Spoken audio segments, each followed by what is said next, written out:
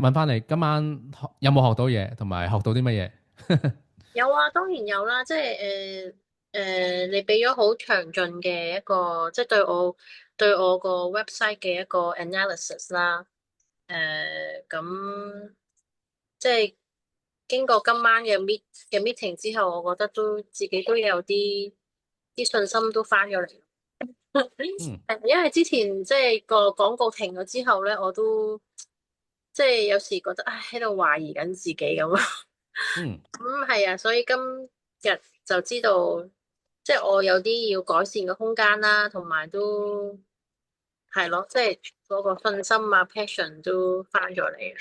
嗯，係呢一個禮拜你有咩 action plan 咧？就係你頭先講嗰啲，我要好多要做咗佢先，即係譬如係每一個 product 我要寫 reviews 啦。